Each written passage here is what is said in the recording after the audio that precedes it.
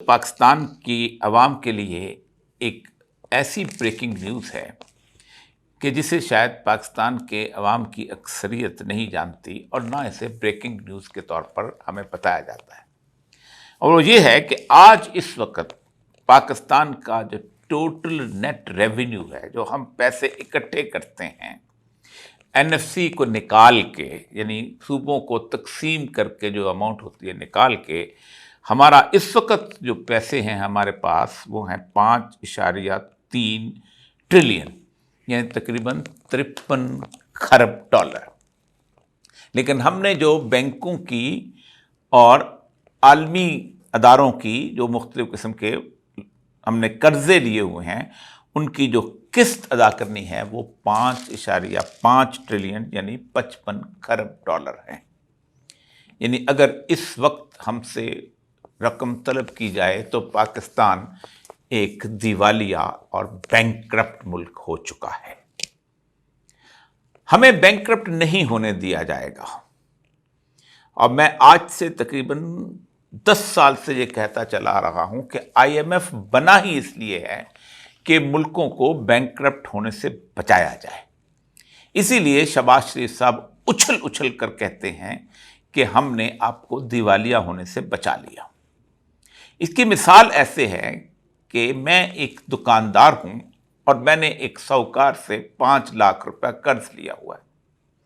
जिसकी मुझे हर माह 50,000 रुपया किस्त अदा करनी है, जो असलसर भी है और सूद भी है।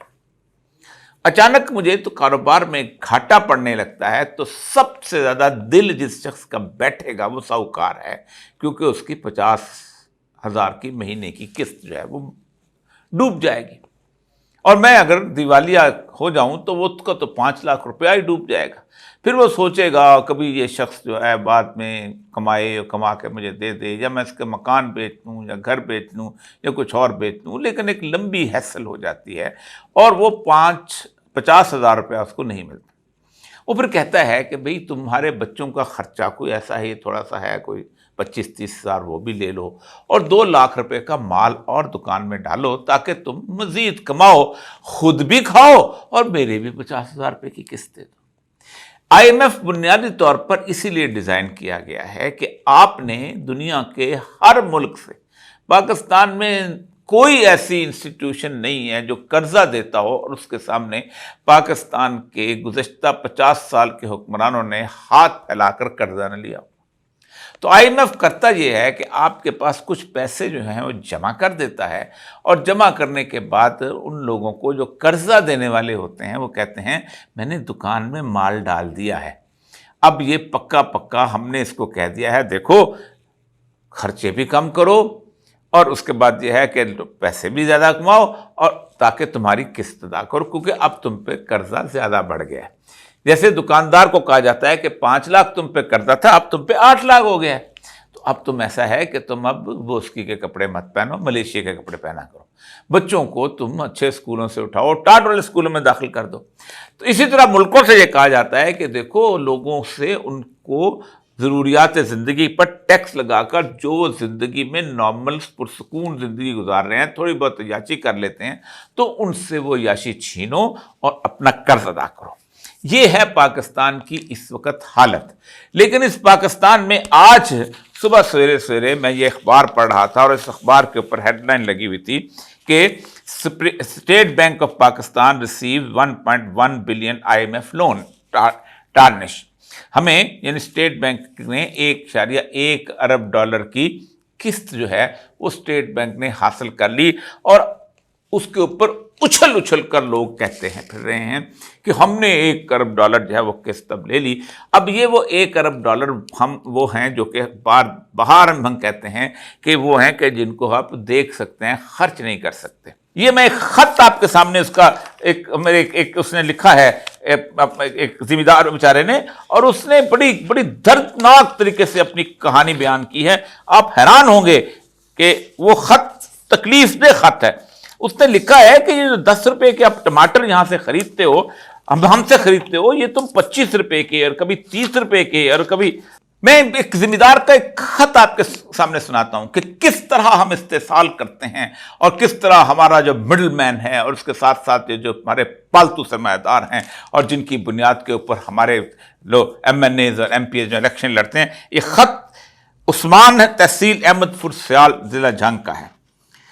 میں ذمہ دار فیملی سے تعلق رکھتا ہوں. مجھے اس پر فخر ہے کہ اللہ پاک نے مجھے میرے والد، دادا اور پردادا کو لوگوں کی خوراک کی ضرورت کو پورا کرنے کے لیے چنا.